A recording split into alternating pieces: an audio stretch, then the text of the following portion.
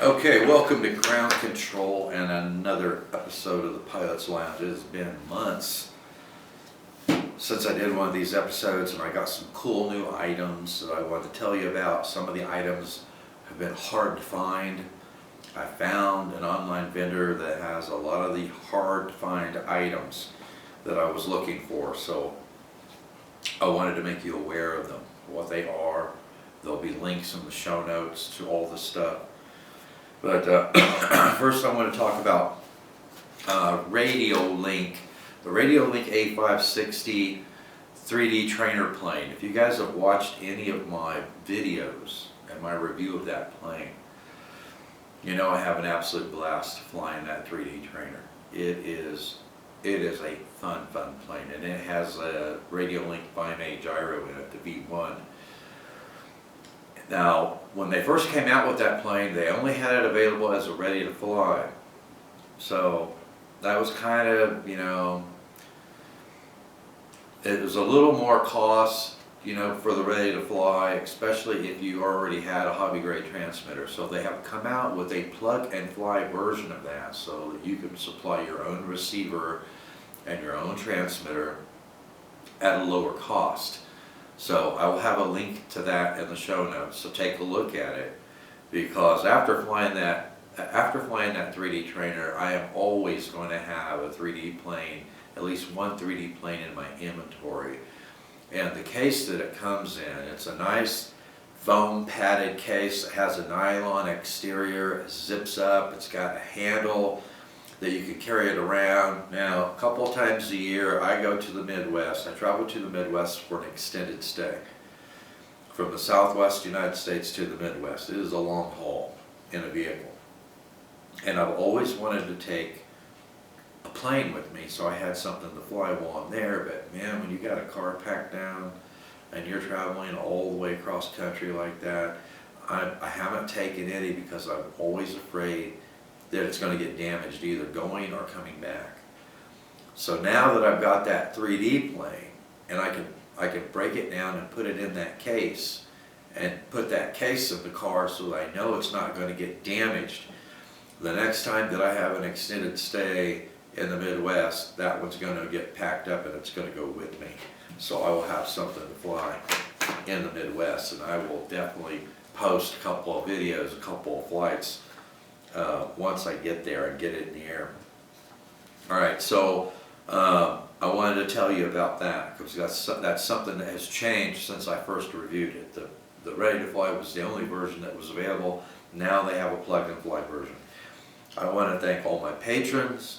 You got your support from patrons is just very humbling, because those are people who actually provide funds on a monthly basis to support your channel. So I am so humbled by that support. I want to thank you all very much, and we picked up some new patrons since the last episode.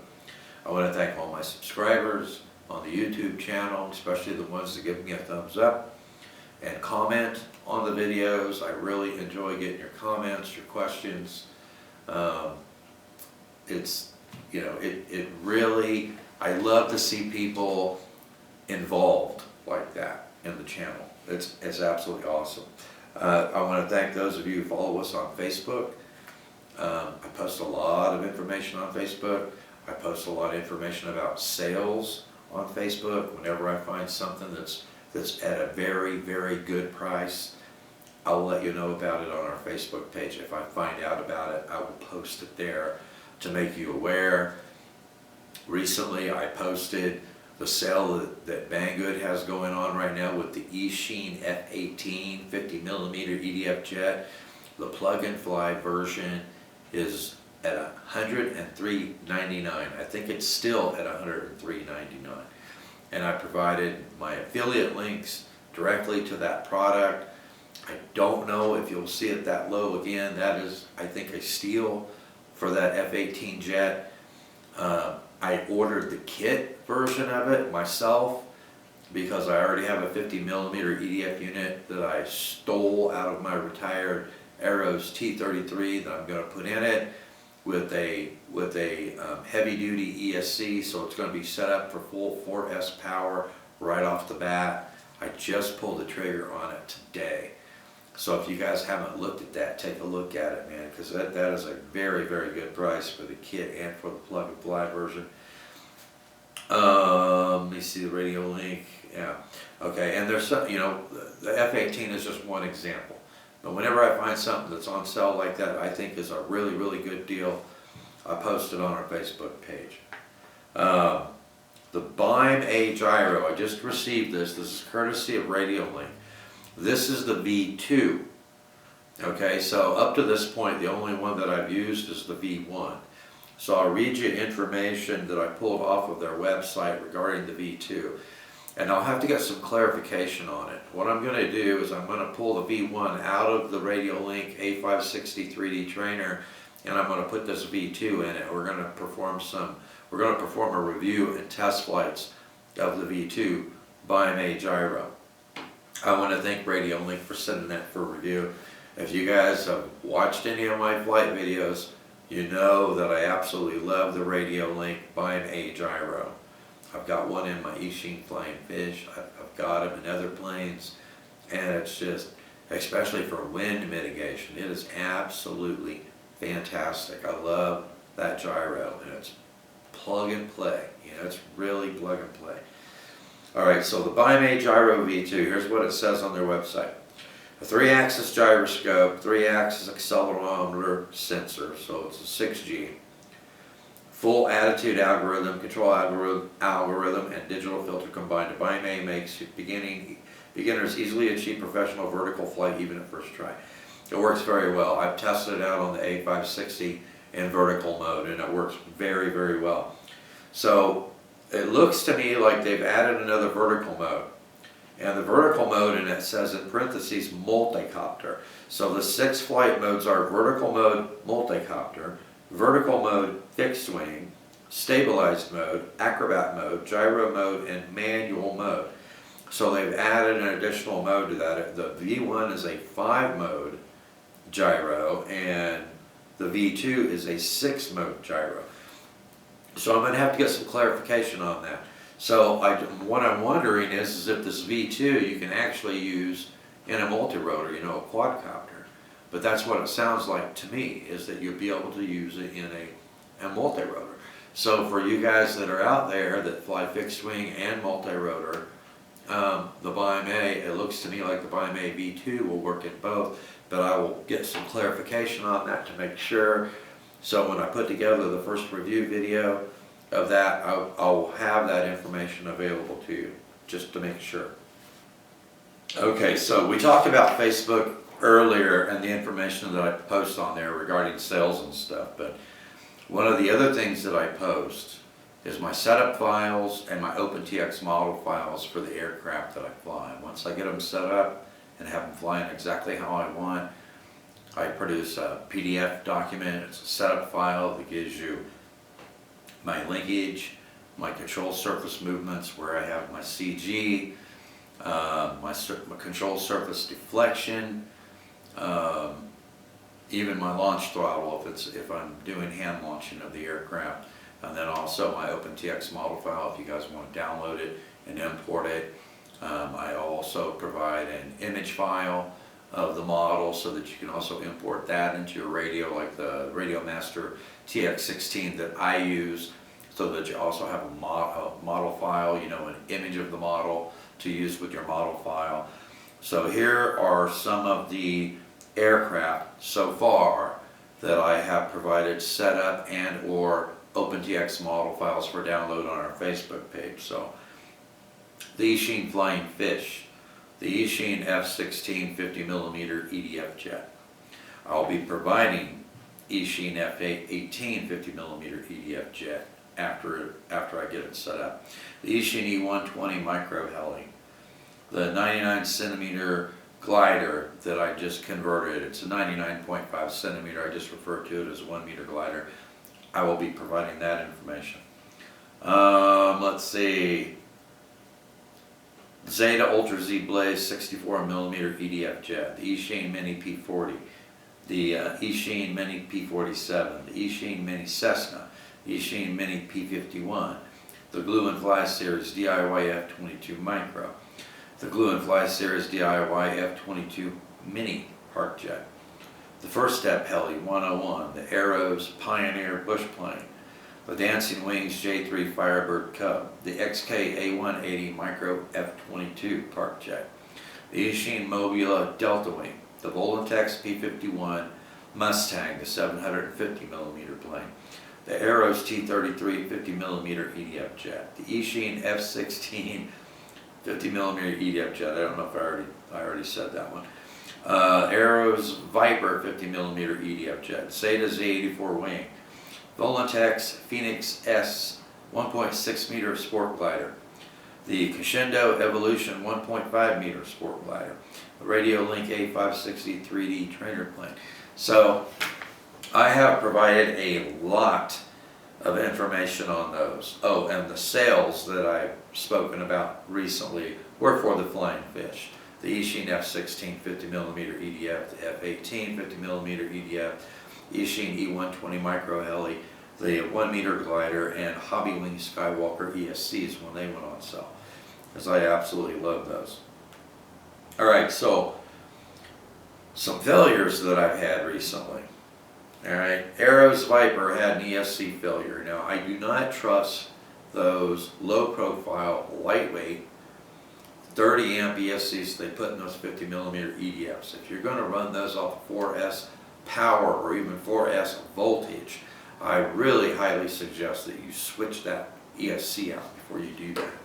Now, I was not running that hard on 4S. As a matter of fact, I had the 4S throttle clipped down to like 77, 78%, so that the maximum number of amps that I was pushing through that with a freshly charged LiPo was 32 amps. I launched that jet at about 85 to 90% throttle. So I don't think there was ever a time where I was pushing that ESC over 30 amps and yeah, that ESC shut down on me. I think it was the voltage regulator that had given up.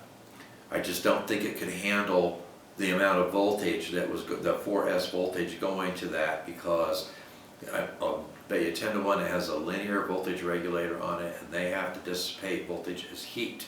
So I think either it got too hot and it shut down, or I burned it up, one of the two. But anyway, that has had its ESC replaced, and now I'm flying it on 4S power. I put one of my Hobby Wing Skywalker 50 amp 2S, 4S ESCs in there. Haven't had a single problem with it. The Arrows T-33 50mm EDF jet, which has been retired, had a gyro failure on it. It just went rogue, and it would hard bank to the right, and it would hard bank to the left, and I was doing everything I could to try and keep it in the air, but I was unsuccessful. So that jet got retired, which is a shame, because I had just gotten the T-33 all set up and flying the way I wanted. Like, I had like half a dozen flights on it before this happened. Volatex Phoenix V2, ESC failure. Okay, and I think that was my fault. I think the reason that happened is because I was just pulling too many amps from the stock ESC.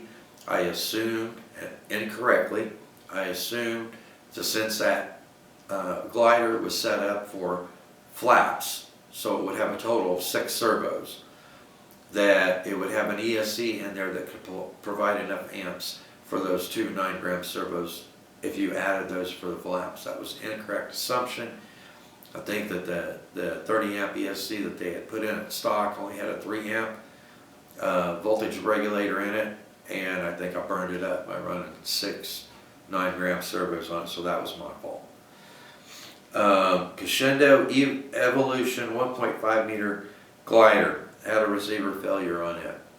Not a whole lot of damage to it, but I haven't had a chance to replace the stock receiver, which is a receiver gyro combination. But I was just constantly getting radio warnings, RadioLink warnings from it.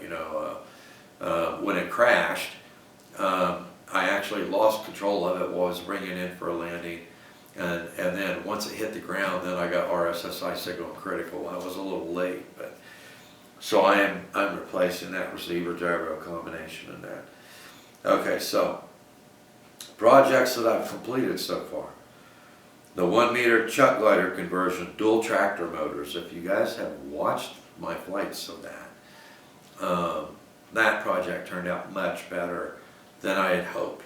That was such an inexpensive glider. I will have a link to that in the show notes as well. But that conversion went extremely well. Now I did have some component failures on it before I ever put it in the air the first time. I had one of my 1306 motors that I was going to put on it, and I only had 2 of them. One of them had a bad bearing. So I had to go with my backup motors, which was the BetaFPV 2004 3000 kV motors. And those have worked out fantastic. I've got unlimited vertical with that. Tons of power on a 2S LiPo. And then one of my brand new 4 gram servos was intermittent. So I had to switch that out. So I had some component failures in the process of converting that glider over. So with me, failures always come in waves. It's like bam, bam, bam. You have a failure one right after the other, and then it's smooth sailing for a while, and then it's bam, bam, bam, more failures again. So I hope I'm past the failure wave at this point. All right, so those are failures. Let me see. Projects that I completed, the Viper ESC for 4S setup, as I spoke about, the 1 meter glider. The Arrows Pioneer. That was one of the things I spoke about in the last episode of the Pilot's Lounge. My only complaint about that plane was that it had a very lethargic roll rate on it. So I ended up cutting the main wing loose from it, right along the seam, because I glued it on. Not sure why they did that, why it wasn't removable to begin with. But I made that as a removable wing now. And I changed the linkage on the servo because they had it on the inner hole instead of the outer hole to give it more movement on the ailerons. And then the linkage on the rods, I moved those down about halfway down the linkage rods, the linkage post, to give me even more movement. And now that plane has a fantastic roll rate on it, and I took pictures of that process and I posted those on our Facebook page as well. So if you have that plane and you would like to make that modification, that information is on our Facebook page as well. Okay, so now on to other items that have arrived since the last episode, and not too long ago, but I ordered this EDF unit. This is a 64 millimeter EDF motor and fan. It's an FMS. And I have the Zeta Ultra Z Astro that I'm going to be putting together this winter. It's going to be a winter project. After putting together the Zeta Ultra Z Blaze, which has a swept wing, the Astro has a straight wing, I took the 64 millimeter EDF unit out of my retired free wing F86. It only had a 5-blade fan. I think the motor was about the same size, 2840, but I think it was a 4300 kV. Now, this one has a 2840 motor, but it has a 3150 kV, and it is rated for 4S. Now, they had another version of this that was a 3900 kV. It was only rated for 3S. So this 3150 kV motor should have a lot more torque than that 4300 kV motor. Even though it has an 11-blade fan instead of a 5-blade fan, I think that this motor is going to produce a heck of a lot more thrust than that motor on 4S, and I think it's going to do it without pulling any additional amps. But we'll see once I get it in there. But I think that the Astro with this power system on it is going to have a heck of a lot better vertical than the Blaze currently does with that unit. So that had arrived. This is the EDF unit that I'm going to be putting in the Eachine F18 50mm EDF jet kit that I just ordered today. And this one has a 2627 motor, and it's a 4500 kV with an 11-blade fan. I'm not sure if the one that is in the Eachine F16, I kind of think that it's a 4300 kV. So I really don't know if this is going to produce any more thrust or be any more efficient than the 4300 kV motor. They're pretty close, you know, that KV's pretty close, so I don't know if it will be noticeable or not. I still got to clean it up. But I'll have that ready to go by the time the kit arrives. All right, so I wanted to go over some items that were kind of hard for me to find. I found a vendor that had these items, and I wanted to share it with you. But, you know, I have that 1 meter chuck glider that I just converted with twin motors. I bought 2 of those. I kind of now wish I had bought 3. And I may have to go back and buy another one. But on that one, I want to convert it into a high performance sport glider.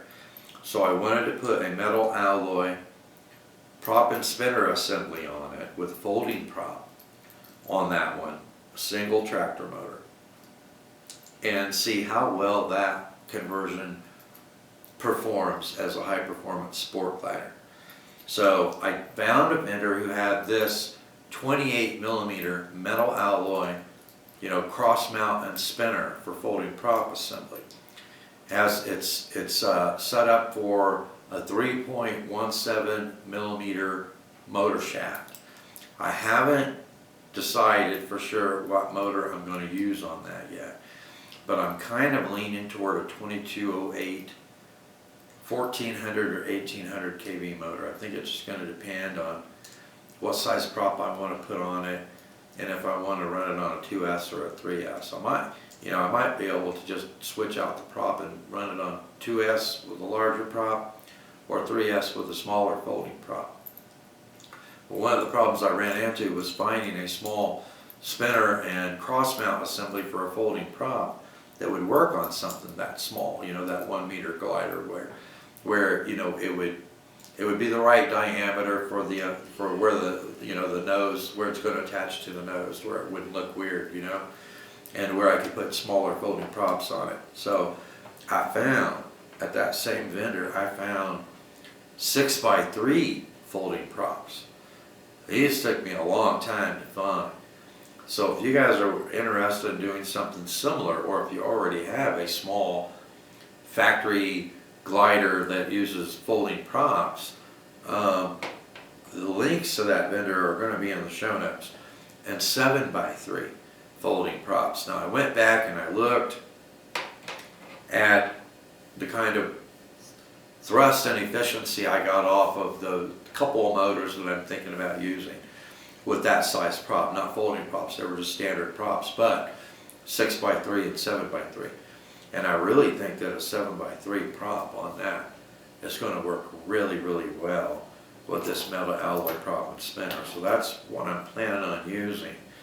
And then I also found some 10x6 folding props, some 9x6 folding props, and I purchased some 9x5 folding props in case I decide to use a larger prop size for it. But I didn't want to go crazy with the pitch. I wanted to get something that was lower pitch. I wish I would have also gone ahead and pulled the trigger on some 8x5 or maybe 8x4 folding props as well, but they've got all different sizes at this vendor. So if you guys are looking for something specific, take a look, you know, use that link that I've got in the show notes to go to that vendor and check it out.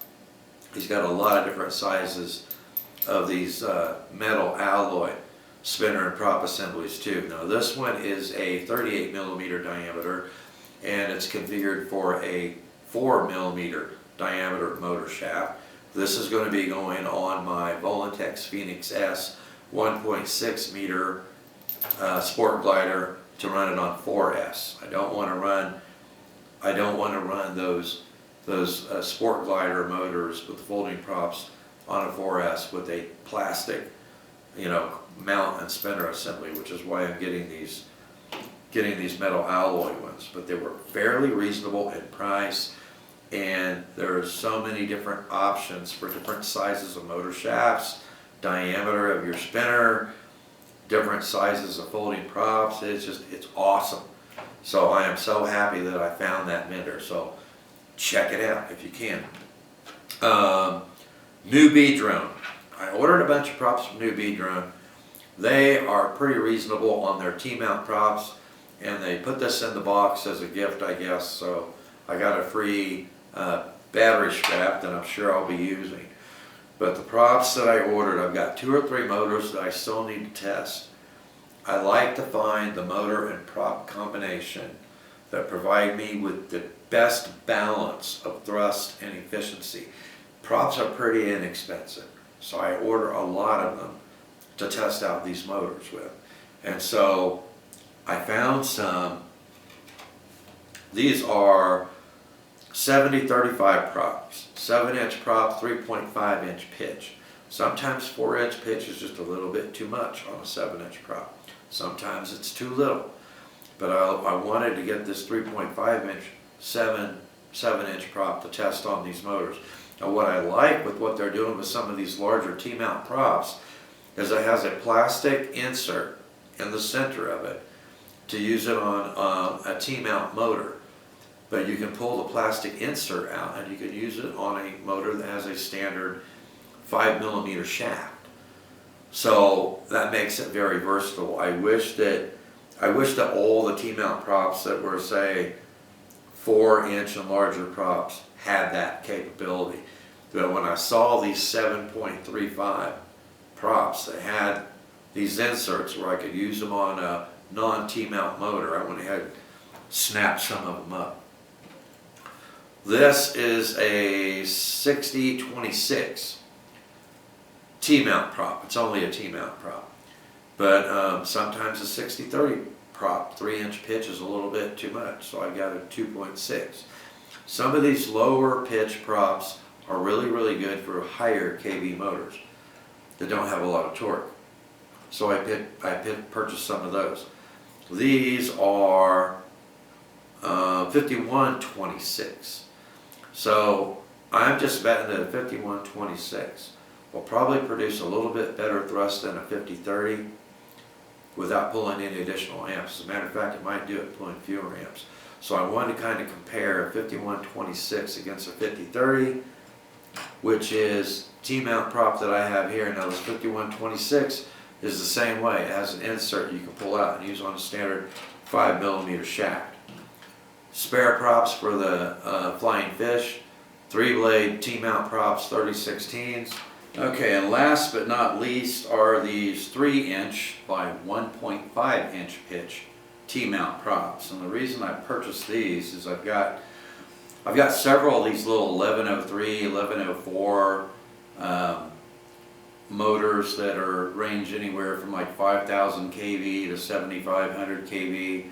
And when you're talking about a 2S to 3S LiPo on one of those motors, I mean, because they're small and they're very high kV, they don't have a lot of torque. For instance, on my 48cm chuck glider that I converted with a pusher motor and prop on the tail, I have an old DYS 1104 7,000 kV motor and it's running on 2S.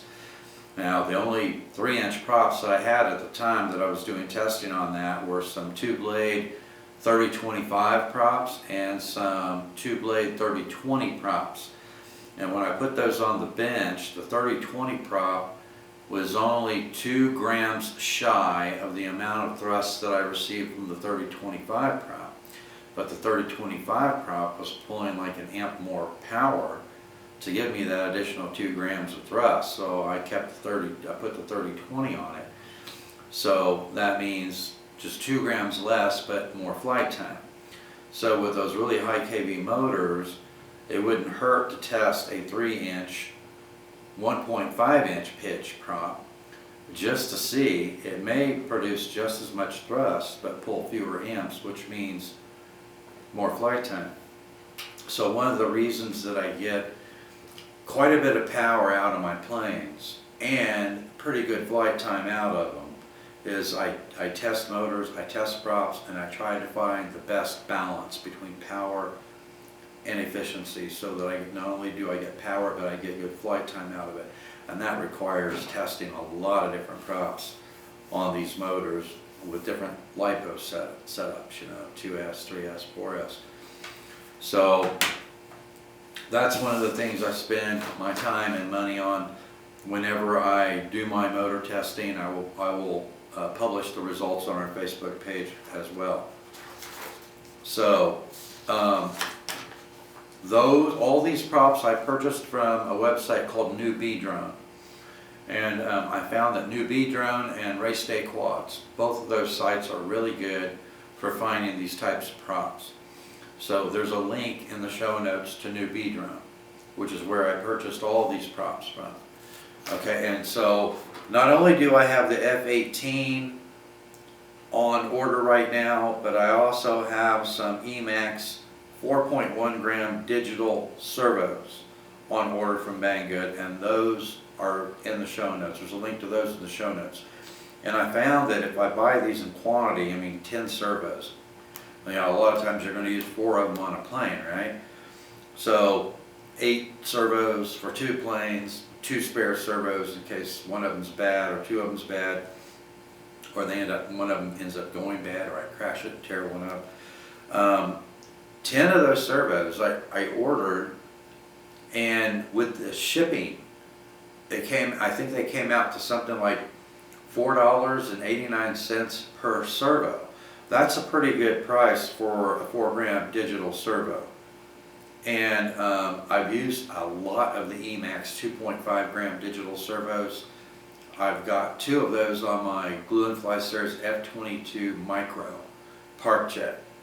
I've never had to change one of those out. The digital servos are so much better than analog servos, although they're typically more expensive. So when I found these on Banggood's site for that price, I ordered a 10-pack of them. So there's a link to those in the show notes too. If I would have had these available at the time that I performed the conversion on that 1 meter sport glider with the twin motors, I would have put these 4 gram servos all the way around on that conversion, and that would have ended up saving me probably somewhere between 4 or 5 grams of weight, because I've got 3 5 gram servos on there, which is what I had available, and on the rudder I think it's a 3.6 gram servo that I've got on the rudder. So more weight than what I needed, and digital servos provide more torque than analog servos the same size. So I think those would have worked out absolutely fantastic. So I will have these available when I do the conversion, the high performance sport glider conversion on the other 1 meter chuck glider. All right, so now that that project is completed, I tried to take a picture. I think I took a picture of just about every step along the way when I was doing that conversion, and I posted that on our Facebook page. So I'm going to try to take all that information and put together a PDF document that will be a conversion log, and then I will publish that as a single downloadable document on our Facebook page. So anybody else who wants to do a similar conversion, it doesn't have to be that particular chuck glider, it could be a different one. But if you want to see all the steps that I did along the way to perform that conversion, and then if you watch into the videos, you see how well it flies. So you might want to download that and have it handy if you decide to do something similar, because those sport gliders, those chuck gliders are dirt cheap. I think I had them delivered for like $12 a piece, shipped and delivered. And I think that the link that I have on there now, I think they're $11. I think it's $11 in free shipping. So if you're interested in doing a project like that, I ordered 2. I would order 3 if you're interested in doing a project like that. Those are fantastic little airframes, and they've proven to work very well for conversions. So anyway, thanks for watching. That pretty much concludes everything that I wanted to put out to you guys for this episode of the Pilot's Lounge. Stay tuned for the stuff that I spoke about. Links to everything is in the show notes. Don't forget, if you don't currently follow our Facebook page, you might want to take a look. I publish a lot of useful information on there, and I will see you in the air.